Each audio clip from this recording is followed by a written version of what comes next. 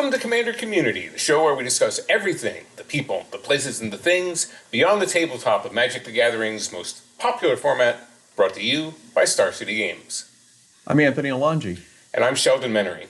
In each episode, we'll address one or more hot-button issues in the Commander community. We'll talk about Commander's current events and the intersection of our hobby with life in general. And don't worry, folks, I am, as always, somewhere between 99 and 101% likely to ask Sheldon, what the hell is wrong with you? Well, what the hell is wrong with me right now is that it would be only appropriate, it would be Blofeldingly appropriate if I had a cat on my lap right now. But cat alas, but alas and alack, we have no cat that was willing to record the episode with us. Oh, no. Well, that's so like a cat. That's so like a cat. And that's our first issue. Our tribes. Yeah. Cats and dogs living together. Mass hysteria. That's right. Biblical proportions. I'm hoping that a younger generation of our viewership will get that reference. If not,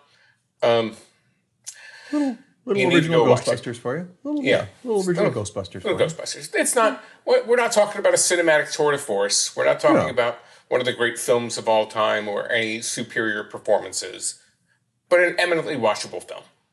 Yes, it is. Absolutely. All right. So, I just have one issue to take, and I'm just going to ask what the hell's wrong with you? It's not cats and dogs. It is dogs and cats.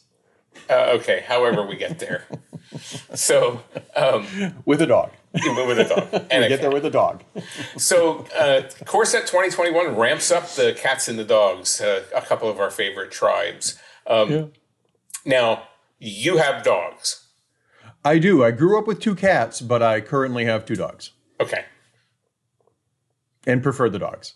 I am a dog person. Okay. I mean, I'm not going to say anything about what that says about morality of anyone, because you know what? You don't want to open that door. Animal lovers are animal lovers, and if you love animals, you're a better human being. And I am not anti-cat at all, not in the least. I enjoyed the 2 cats I grew up with. I remember them quite fondly. I have 1 or 2 stories to share if time permits, but we'll talk more about your cats because you actually have cats now. Whereas with the dogs that I have, I'm definitely. I've had 3 dogs in my life. 1 passed on about 8 years ago. I can still get myself to cry by thinking about certain moments. But she's the one that taught me how to be a dog person. And now I have 2 more dogs that are still benefiting from her largesse. And what kind of dogs are they? They're mutts. They're rescues. They're always rescues. So the first one I owned, or we owned as a family, or owned us, was a German Shepherd Border Collie mix that we got back when the kids were tiny kids. And then currently have a half black lab, half border collie, half something else going on, named Pearl. They're all named after precious stones. The first one was named Turquoise. We'll get back to that. And then the 2 I have now are Pearl and Marble. And Marble is a Basenji mix who is more like a cat than maybe some of your cats are. I don't know how possible that might be, but if I could put her up on my, here's how much she is like a cat. I could not get her onto my lap either. Right. Okay. Fair point. Yeah, we currently have 4.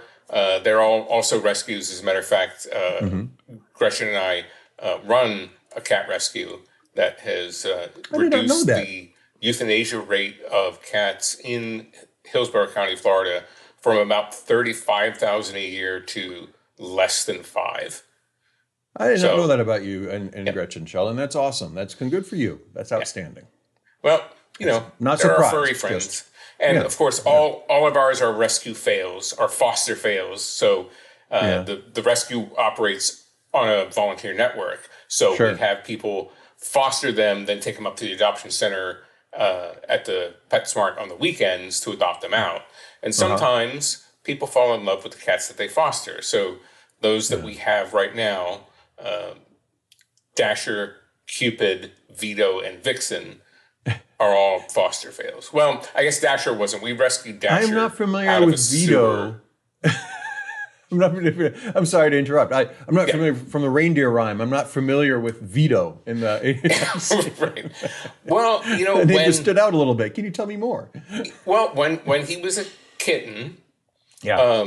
Gretchen wanted to name him Rudolph, wanted to name him Rudy, and I said, well, let's just let him name himself. And he was a tiny kitten, maybe 2-3 months old. Yeah. And the rest of the cats that we had at the time were all adults. And he came in the first night he was in the house, and he looked around, and he pointed to everything and said, "This, it's all mine now." And he just sort of took over. He just sort of took over from there. I'll notice now. I'll note now. He's 9, I think. He sharpens his claws on the concrete outside of the outer wall of the house, not on the cloth scratching post that we provided. That's badass. That's Vito. All right. I like this cat. Never met him, but I like him. That's neat. Pets bring incredible joy to our lives. We whether we're a member of the pride or a member of the pack. We're very much in debt to them as much as they are to us, and so true partnerships. We're informed.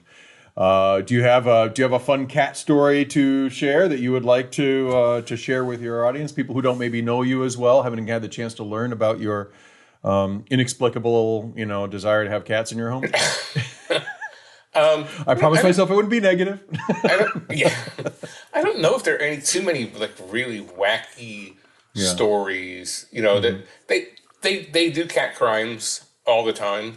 They're exactly what you might expect. They're very affectionate in their way and lovable. I mean, like I said, when we rescued Dasher out of a sewer, he was semi-feral, and he is really old. He's coming up on 18. Wow. He's just, we're like, he probably is not going to be a long-lived cat, but we're going to give him the best home that we can. And he's still a little wild, doesn't like to be around people who aren't us that much, and even us, he gives the weird eyeball to. Gretchen has taken to calling him Uncle Fester. Because he'll stare at you and then run away. You'll hide under the bed until there's bacon sizzling in the pan, and then he's all over it. There's one thing that dogs and cats can agree on, and that is bacon. Bacon sizzling in the pan. Bacon brings us together. If anything will bring this country together, Sheldon, bacon. Could be. But our friends have tuned in to talk about magic cards. So, yes, they have. Or magic itself. So let's head back to Corset 2021 and dogs and cats. We've got 2 new lords, as it were, for cats and dogs. Sure, let's do the better one first. Pack leader is 1 in white, and obviously a creature, dog. Right. And other dogs that I control, because obviously you won't be playing with this card. So other dogs that I control get +1/+1. And whenever the pack leader is the name of the card, where pack leader attacks, prevent all combat damage that would be dealt this turn to dogs that I control. And it's a 2/2. What's the card that you'll be playing? Well, I mean, let's talk about the pack leader for a moment. Sure. It's a fine card. And you can just send your dogs into combat without fear of them not coming back, as it were, since we're going to prevent all the combat damage. They're going to go in, they're going to deal some damage because Pack Leader makes them stronger, and they're going to come back. And Pack Leader, it's not legendary, so it can't be the commander of your deck, but it's going to be a good lieutenant and get you there on your dog end. Yeah, this is a good place to remind everybody that hounds have been switched over to dogs, and good call. And so there's more dogs out there than newer players might assume by looking at just the face of some cards. Some older cards, and they're spread across colors too, mostly white, a lot of red, and some green. Yeah, it's just up front admit that the cat decks for some time now are going to be better than dog decks. Yes. And I think that I'm going to enjoy this card a little bit more in some of the limited formats I play than in Commander right away. But I am still looking forward to the day when I can do a little bit more. Maybe with the card that we talk about later. Maybe I can do more. Maybe I start with a blended deck and then move off of that. And once dogs are ready, Right. Right now, I think they're somewhere from the pirates to the elves scale. I think they tend more toward pirates than elves in their readiness to pick up a whole commander deck. But it can be done, right? Just like pirates can. Oh man, we should rank the tribes at some point. Yeah, we should. You and I just had the same brainstorm at the same time. Well, my first brainstorm was pirate dogs, and then right after that was yes, we should have a spectrum. Well, I mean, if you're going to have dogs with capes, you can certainly have dogs with eye patches. Yes, you can. In fact, you could have a dog with a eye patch and a cape, and that could be super pirate dog. Right. Somebody's gonna have to video edit that one out. All right, that's Star City Games' problem. That's not my problem. Yeah, exactly. The cat card is, I will admit, I'll let you introduce it, but I just have to say, just to start off, I'm a little bit jealous because the cat card is exactly what cat cards need in. Yeah, it's called Feline Sovereign. It's 2 and a green for a creature cat, which is a 2/3. Other cats you control get +1/+1 and have protection from dogs because they're smarter like that. Sure. And whenever one or more cats you control deal combat damage to a player, destroy up to one target artifact or enchantment that player controls. And the art on this card is just so perfect. Yeah. It's cat knocking a thing off of a table. Yeah. And that's exactly what they do. The only thing is, in the art, the cat is looking back over its shoulder, and I think it should be looking directly at the camera. Right. It should be staring at you the whole time while it's knocking the thing off of the table. In fact, I don't know why they did the 4 slightly different arts with Teferi when they could have had 4 arts with a cat. First one, the cat's just staring at you with the vase or whatever on the table in front of it. Second one, cat has paw out. Third one, pausing like this. The fourth one, the cat's pretty much back to normal, staring at you again. That's how they should have done. But this it's awesome. It's an awesome card. Yeah, you could do one of those flip books of the cat knocking stuff off. You get enough of them. And each one could be considered a unique card. You could have as many as you want in your deck, a special commander rule, so you could flip through your commander deck and just see the movie. Right. Now cats, like you mentioned, as far as tribal support goes, cats have been historically better so far than dogs. Now, the cats that we're getting from Core Set 2021 are actual felines, whereas many previous cats, especially the good ones, like a Johnny and Arabo, have been anthropomorphic, have been cat people. Bipedal cats more than quadrupedal cats, perhaps. Centaurs, only cats. Whatever we want to call them. Yeah, right. And they've been head and shoulders cat and the rest of body human, covered in cat hair with claws. And no, these are real cute, adorable cats. And they get better in prides, right? You know, and yes, they go past dogs sometimes. Although I would have suggested that anytime they encounter a dog, they just go up a tree or whatever and just sit there and do nothing for a while. But whatever. I guess that's not a good mechanic. That's not competitive. Whatever. Whenever a dog enters the battlefield, target cat phases out. And still destroys an artifact or enchantment. And when a cat phases out, they didn't have you there long enough, Sheldon. They didn't have you there long enough. They need to bring you back. They do. Yeah, I didn't get to. I'm sure they will. I saw Core Set 2021 in design, but I didn't get to make any contributions to it. And certainly, phasing cats. Now that we've brought it up, of course. I'm making mental notes, and I'm talking to my friend Ethan Fleischer and suggesting maybe next time we do cats, they phase. Phasing cats. Hey, also, next time you ask them if they have a spectrum of. I imagine they must somewhere in the back room. They must have like a whiteboard with a big long, so like a room long spectrum, like you would put a process chart on some sort of Six Sigma style thing out there. They use a whole wall kind of whiteboard thing, and they must have a spectrum where they list every single, or maybe they use an app. I don't know. Where they list every single creature type and where it is on the how many they've got of a thing. Yeah, Anthony, it's the 21st century. We use digital tools for these things now. Look, don't make it sound like you're an old hand at all this, Yeah, you are more experienced with it. But anyway, that's nice. Whether it's with the internet tubes or whether it's something that we that you use the pen and the paper for, it is something that we could do. Yeah. So your cats get better when they have each other. Again, Feline Sovereign makes them better.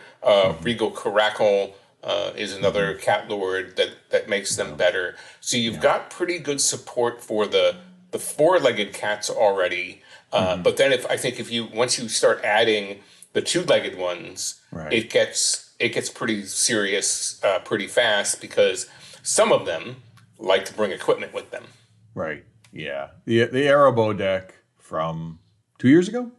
3 years ago? 3 years ago? Yeah, about 3 years ago. Of course, was excellent support from Wizards for that particular tribe and commander. I still have one put together. Yes, I do own a cat deck.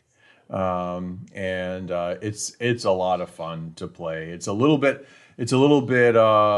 more assertive than a lot of cat decks, simply because I've had to try to get underneath the decks that play lots of artifacts and enchantments, because there's only ever been one or two cards. If you want to play a cat to get rid of an artifact or enchantment, like if you don't want to just put in Crossing Grip or or shards or something like that, then if you want the more purist you want to be about it, the harder it's been. And what this does is this gives the purists among us who want their cat decks to be as many cats as possible and as few non-cat things as possible.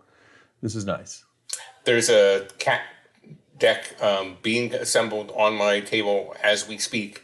About 6 weeks ago, my friend Scott Larrabee, who is a fellow member of the Rules Committee, sent me the Secret Lair cats as a little gift. And nice. I'm like, well, now that I have the adorable versions of Arabo and Miri and whatnot, I guess I'm going to need to put it together. And that was in the midst of being just mono cat tribal. But now I'm wondering that if we might be able to have some dog cat unity and make a deck out of it. This might be the next deck that I put together at the head of it, and I know you're considering it as well. Tell us a little bit more about Dog Cat. A dog who cat. Has a real name. It's Rin and Seri, and it is definitely legendary. It is. I will notice that dog is listed first on the card. Yes, it is. There's a pecking order. Editor, head editor Del Lago probably has the list of what the pecking order is for each of the creature types, which one goes first and which one comes second. But this is definitely a dog cat. And that person is probably a dog person.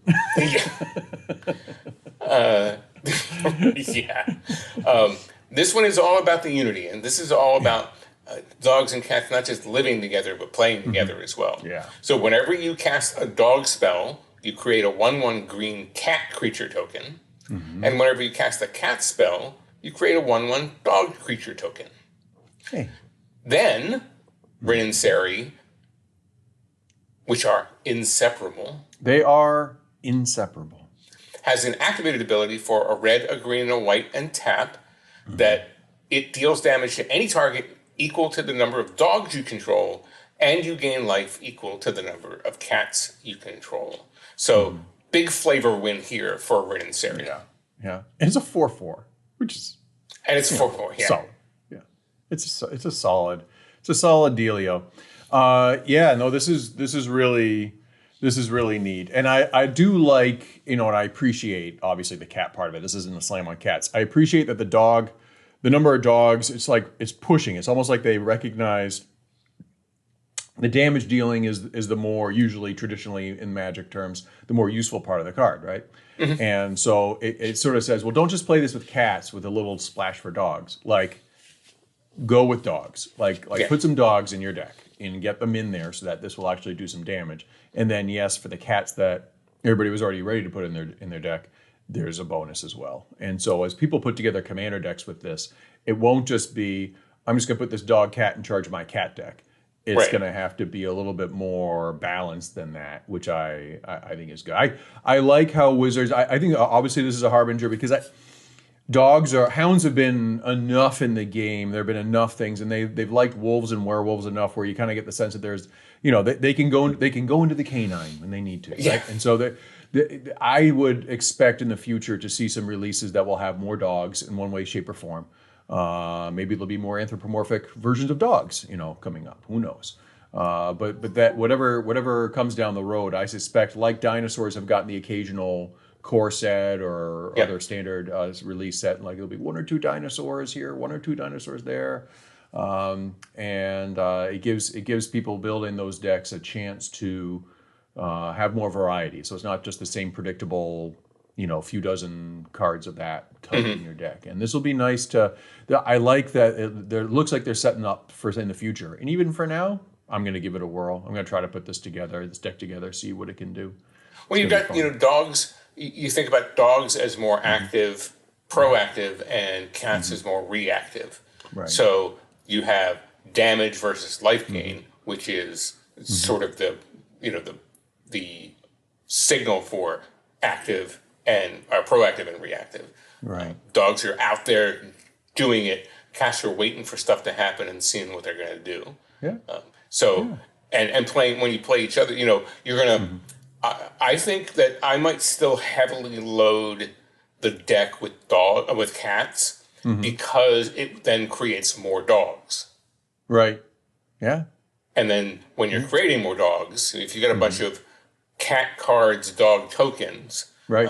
You're gonna be dealing out the damage that you want to do to any target. It'll self-correct. You're right. It corrects itself. Corrects you. Corrects. It corrects. It's nice. It's a really well designed card. This is where, full props to Wizards. Just they know their audience. They know they've been watching social. You can tell they've been watching social media and they're letting their own kind of personalities come out. They don't just listen to their audience. They have their own desires and cool things. They've probably been talking about dogs and cats there for about a decade. And here comes this great chance to do a dog cat. Are you kidding me? They were all on top of it. You could just tell that they had. Now the name for the card, Rin and Seri, at least half of which comes the dog half. Is an allusion to Rin Tin Tin, who was a film star starting in the silent film days. I think the first Rin Tin Tin was in the 1920s. Yeah. But the German Shepherd became an international box office megastar through the 1920s and the 1930s and even the 1940s, I think. So that's where that name at least alludes to. I'm not sure where the Seri name alludes. You got any ideas?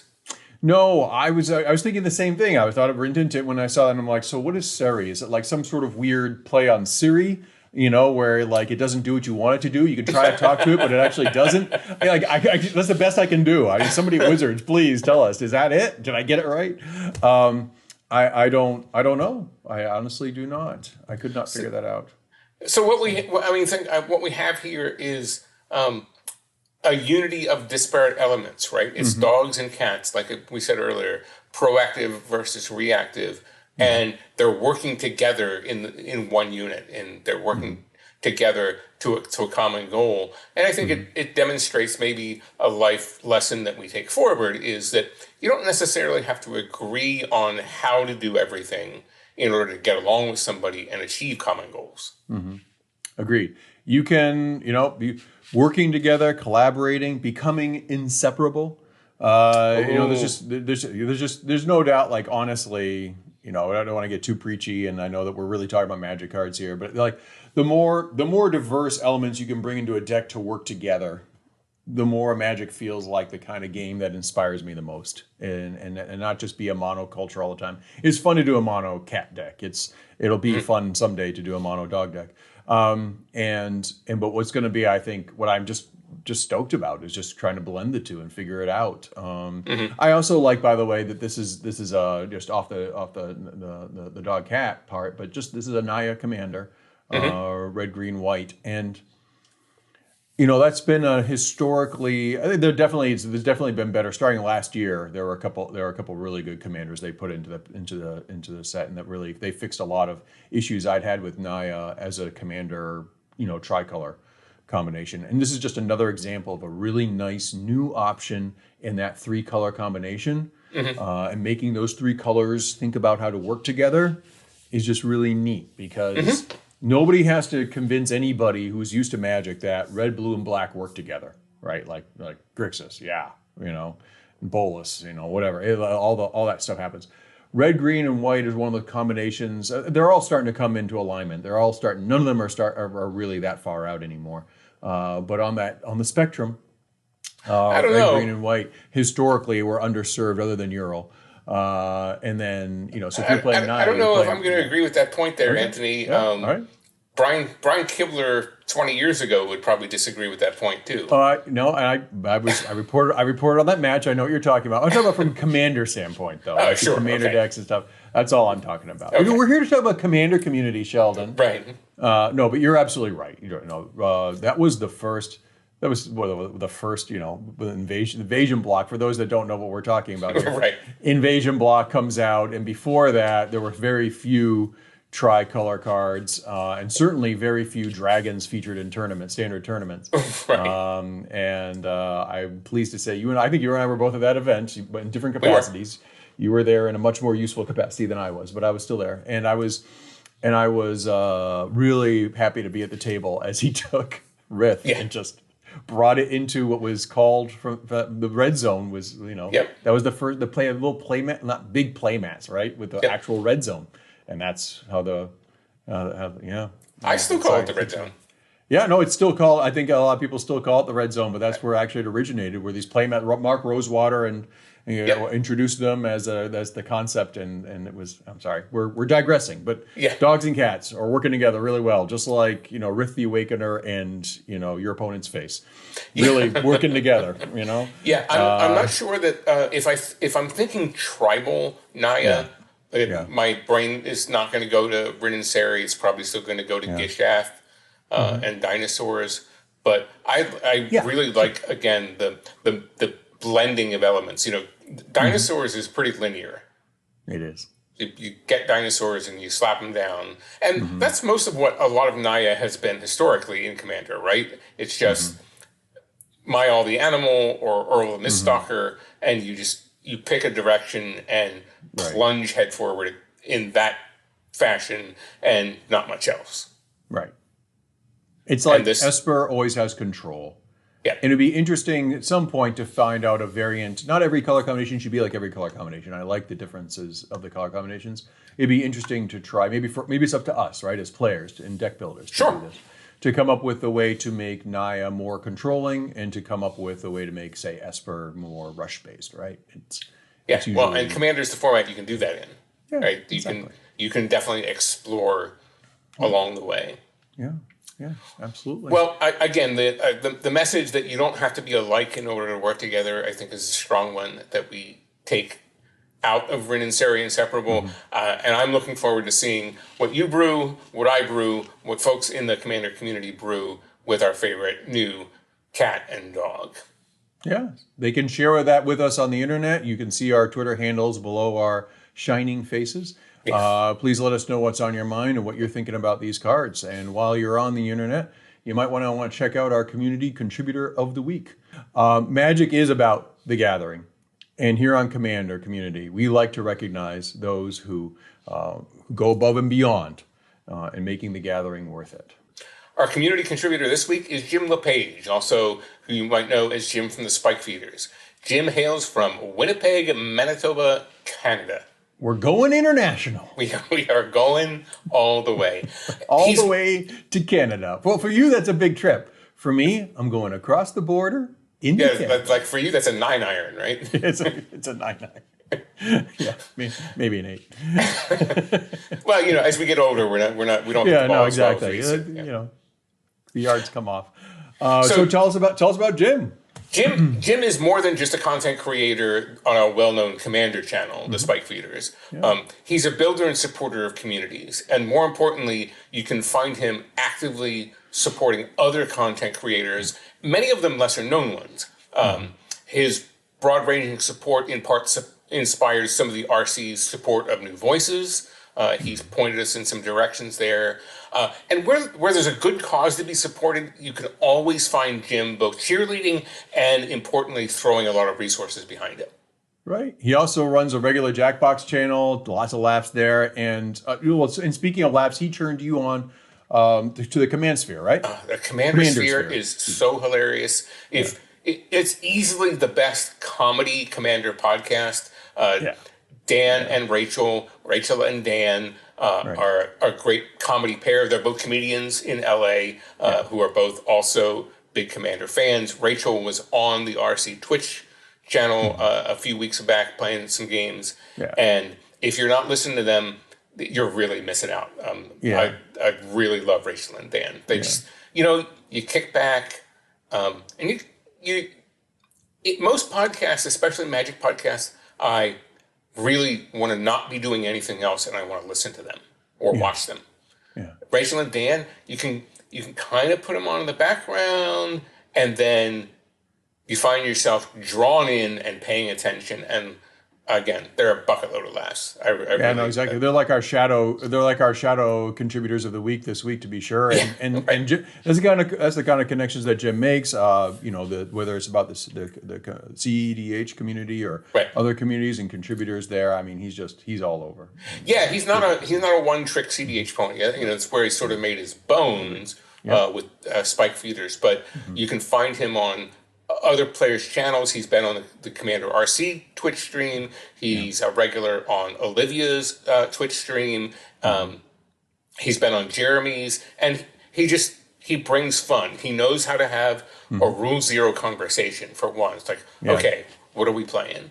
And if you want to play high powered, he knows how to do that. If you want to play Kanji, Airy, Keeper, Tribal, he knows how to do that too. Right. Absolutely. Well, thanks to Jim for defining what it means to be a community contributor. That's it. Issue number 2, cosplay and our community. All right. So a week or so ago, the professor from Tolarian Academy, well-known community, he might be a community contributor. We should, just in case people have never heard of him, Sheldon. Yeah, right. We should elevate that his viewership up a little bit. Absolutely. Help him out. He was talking about Magic content creators, and some knucklehead popped off a little bit about the fact that cosplayers aren't content creators. Or I'm not going to try to do a direct quote. Who cares? But it raises the point. Some folks don't get the value that's added by cosplayers. So we want to spend a little bit of time, we want setting to spend a little time on this. Setting them straight. We're here to set them straight. We are indeed here to set them straight. So, Sheldon, why don't you get the ball rolling on this one while I try to cool down and go on another rant. Hold me back, Sheldon. Anthony, if you rant about every knucklehead on the internet, you're going to spend all your time just gibbering. I'm going to find them all 12 or 13 of them, Sheldon, and I'm going to make them pay. Right. So here's my kind of very, very hot take that I think isn't so hot if you think about it. Right. Cosplayers are the best community builders that we have in the Commander community. I believe that. Sure. Yeah. I think the big thing that they bring is community identification, is unity. Going back to Rin and Seri, that when cosplayers are getting together, there's no competition. Even if there's a show or a cosplay competition, right? They go as a community. And they go and take care of each other. And they go to not knock each other down, but to build each other up. The winning for them is being part of the vibrant community, not making sure that somebody else loses. Right. And that's how I think that they they continue to build and build and build those great communities. Right. When I engage with them, what I think of because we all are part of our experiences, and what I think about every time I'm connecting with them, whether it's social media or in person, is the most like dealing with the fun high school theater group that I grew up with, or the community theater folks that I connect with today. Like, that's the feel that I get off them all the time. And beyond that, I just want, from a flavor perspective and magic, when you say that the ultimate content creators, where my mind goes is to the whole idea of the game. When I first started playing the game in 1995, but you've been playing it longer than I have. But back then, the way they sold the game, and the way they still, part of them, sell the game, is the idea that you are sitting down as a planeswalker across from another planeswalker, and you are battling it out, right, in a duel. If there's one-on-one, or if there's four of you, then the four of you are, whatever it is. But there are planeswalkers coming down and playing a game. The game is to engage with each other and to pretend to be something beyond what you were when you sat down at the table. Mm-hmm.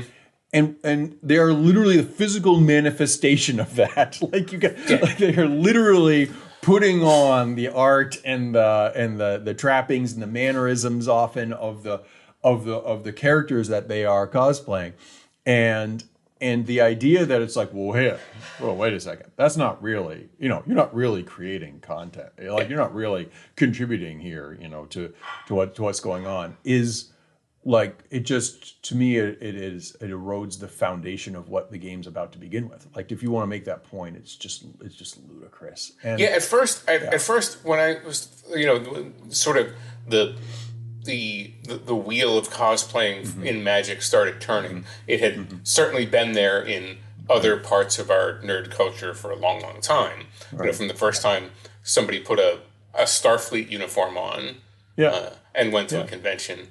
Yeah. But at first I was like, seems neat.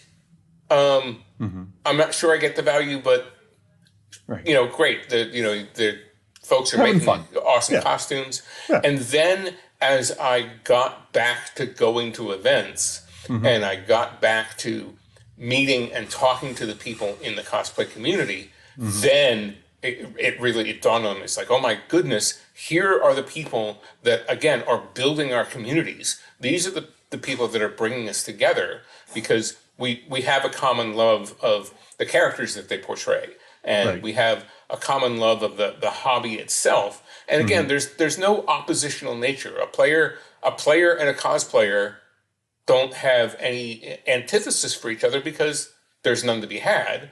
Whereas a player and a player, well, one of us has to win. So, even if we're pals, there's a little bit of that struggle. Some of the big names in cosplayers, the sort of the godmother of all of it, Christine Sprankle, got it really running, and thank goodness that she finally came back after, again, some real painful to watch her go. And some bad actors got the best of her for a little while. Yeah. But we have put cosplayers have put themselves into the community and have made them vibrant parts of the community, and we're all better off for it. We have people. Certainly, any list of cosplayers right now has to start with Olivia Gobert Hicks, who is not just a cosplayer. And I think sometimes it gets under my skin when people say, well, they're just cosplayers. They're not actually just cosplayers. Right. Olivia is a member of the CAG. Olivia has done coverage for Channel Fireball. She's a metal worker. She's a metal worker who has made some really cool things. She's if she's a baseball player, we would call her a 5-tool threat. I didn't know she was a baseball player too. That's awesome. No, she's not. Awesome. I said if she was. Oh, she were. I get. I'm sorry. Yeah. I was like, wow, baseball too. Holy moly. Right, but Tappy Toe Claws and Tarmocat and Nissa Cosplay, David McDarby out at Wizards of the Coast really kind of got his start with Star City Games, helping develop the Commander Versus series. But his big sort of turn the corner was doing Jace Bellerin cosplay. Yes. So that Kes Wiley, Ian Dixon, there's just, there are a bunch of names, and I don't want to leave anybody out, but I don't want to spend the next half hour just listing names. There's a lot of them. Ashlyn Rose down at down at Command Zone.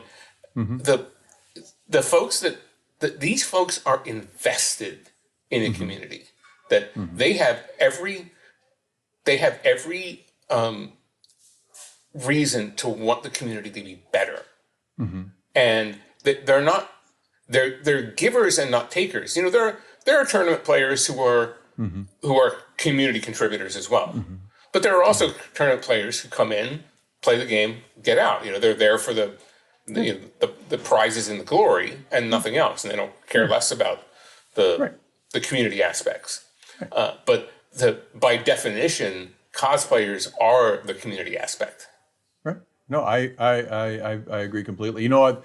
With everything that's happening with the pandemic, I will tell you, I don't have to miss playing Magic because, with our family or, whether you're playing online or, there are ways to play Magic that are, they're essentially like experiencing the game. Anyway, and there's Arena for folks who, have Arena, enjoy Arena.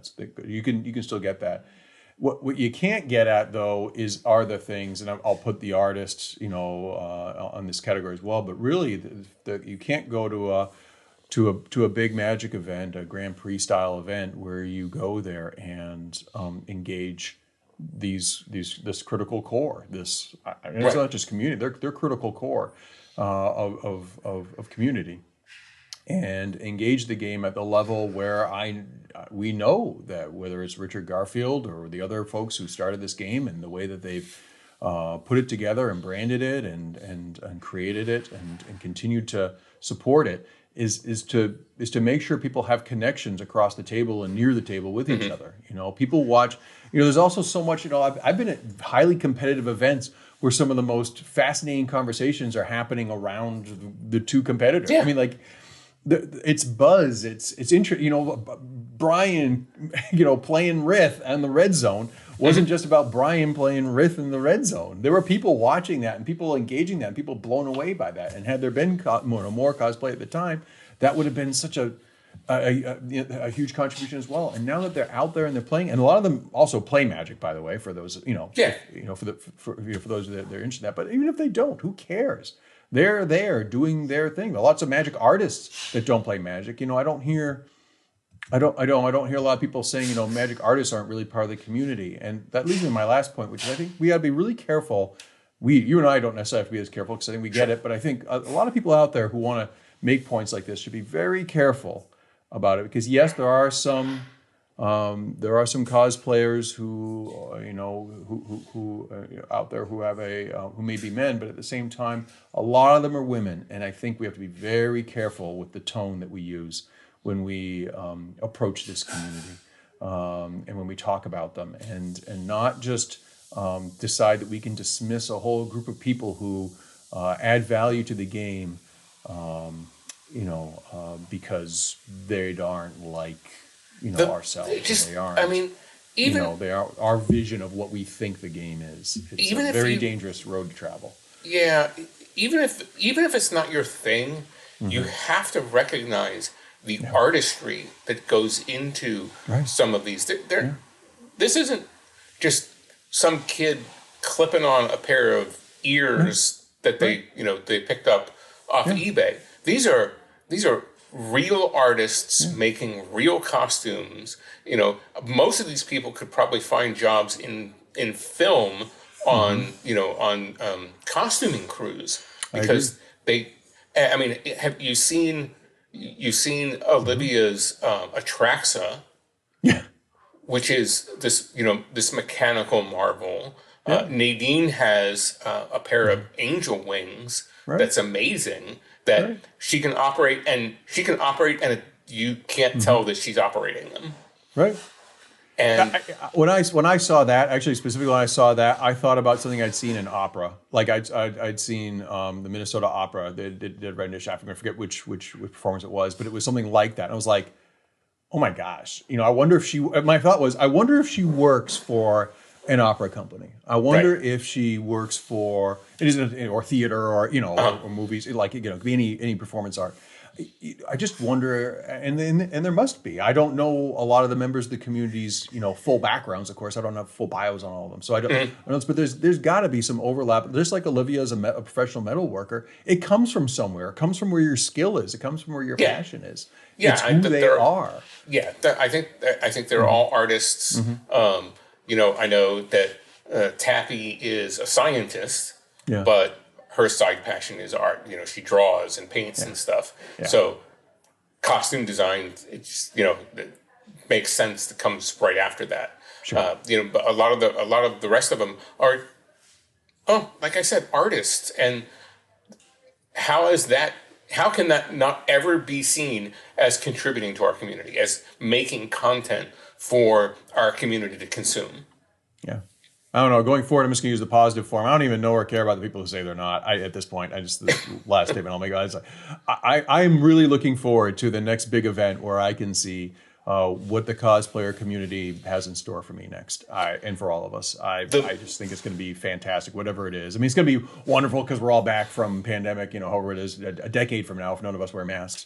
But at some point we'll all get back in there, and we'll and they are maybe one of the top one or two things I'm going to be looking forward to. I'm going to be not really looking forward to watching players play as much as I'm going to be looking forward to seeing artists again, seeing cosplayers again, meeting up with friends again. Yeah. That's the community. That's exactly. It was clear to me at the last big show. The last big show was Magic Fest Reno before things started getting closing down, and both Friday and Saturday night after the event, we went back over to Olivia's apartment, and there was a community gathering there. But it wasn't just the cosplayers. It wasn't just the tight little community. It was players of all kind. It was it was tournament grinders. It was commander players. It was everybody that came and became part of the community. And Pleasant Kenobi was there, and I got him to get into a great discussion about Cyclonic Rift with Kes Wiley. I spun the two of them up and then walked away. What the hell is wrong with you, Sheldon? But there was this, again, agitator. It was You bring up hybrid mana next time too. Let's have another. That was actually part of that conversation too. Oh, of course it was. But it was about the community. It was about putting them It was about putting people together, and it was about being inclusive, and it was about being friendly, and it was about being open, and it was about the joy of sharing this hobby together. And those are content creators. And if you take pictures with a cosplayer, you've consumed their content. If you watch the parade of cosplayers go by, you're consuming their content. But the bigger point of mine that I'm going to wrap back around to is that they are absolutely the best community builders that we have in Magic. We work very well together. When we all work together collaboratively, like dogs and cats can do, we end up with something a lot better than when we. The whole's greater than the parts, right? And absolutely. They are an indispensable part. I'm so thrilled to have made essentially online friends. I don't see them as often as you get to, but I really enjoy following them and hearing their comments and going back and forth with them when I can on whether it's Discord or Twitter. I miss them. I miss seeing some of them and the ones that I know better, and I can't wait to see them again. So thank you all for what you do. You are just really precious to us, and we're just can't wait to see you again and do the photo thing and do the gaming thing and whatever else is in store. It's just without events to go to, some of them are struggling because it was a primary income stream. So if you have the opportunity to maybe help them out, please do. Please see if there's a way that you might be able to pay it forward, perhaps, to some of those content creators. And for those looking for specific ways, every single one of them that invests time in this game, if you follow them just get onto Twitter, start looking around, at some of the people that Sheldon and I follow. Okay, that's a good way to get in if you don't know them already. Watch Sheldon, when he's playing on Tuesday nights, and figure out some of the folks that are coming in and out. They come in and out of the games, they come in and out of the discussion. Yeah. And they've got links right there. Bam! Yeah. We don't need a directory. We could build one, I suppose. Right. But you don't need a directory. Just get in there and get to supporting them. It's funny that you say Tuesday night, because the Commander RC stream is Thursday night, and Tuesday nights is when I'm a regular guest on Olivia's stream.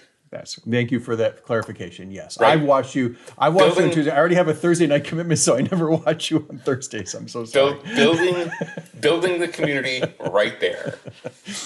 But I do watch you on Tuesdays. I kind of come in and out. I come in and out more quiet like that I did the first time. I'm like a little ferret, with eagles swooping above, and I just come in, I check it out, I check out the scene. I scat it all out, but it's wonderful to watch the dialogue that gets created there. So my point is that people can easily find cosplayers and ways to support them. Please do so. Please find, and again, to pick up themes from past shows, please find diversity in cosplayers. There are folks out there that are starting to connect and find their voice as well. It's a hard time for them because they don't have events to support them. Yeah. And so if we can keep this community going through the current events now, we're going to be so much richer for it by the time we're all back in person. Yeah, well, I'll remind folks that the Commander RC is committed to helping support cosplayers, and we have our own Patreon, and we have subscriptions to the Twitch channel, but after we pay our expenses, we turn back all the profits from that into the Magic community, and cosplayers are a big part of that. So by supporting us, you're helping us support them. That's wonderful. That's good Well, stuff. Anthony, there's plenty of more work to be done in the community, but unfortunately, it's time for us to wrap this episode. If you're watching this on YouTube, please remember to follow, subscribe, like, ring those bells. We would hate for you to miss one thrilling episode or another. You want to tell these folks where they can find you on social media? Sure, absolutely. My Twitter handle is right here, Anthony A. Alonji, and my Facebook identity is Anthony Alonji. Facebook identity. It's really you too. It's not some bot. It is. It might be my dog. There is a Magic tournament generator Twitch channel, and it's obviously automated, and it just says stuff like you would read in a tournament report. Yeah. You sit down against the mirror match. Nice. Dogs are the conversation. So you can find me on Twitter and on Facebook by my name, Sheldon Menery. Please tune into my other show, The Command Chair, every Thursday here on StarCityGames.com and YouTube. Also on Thursdays, as we just mentioned, 8 p.m. Eastern Time in the U.S., you can tune into the Commander RC Twitch channel. That's twitch.tv/CommanderRC. And then, of course, finally on Sundays, you can find me right here on StarCityGames.com writing about the best format in Magic history. As always, I'm Sheldon Menery. And I'm Anthony Alonji. Thank you for letting us be part of your community.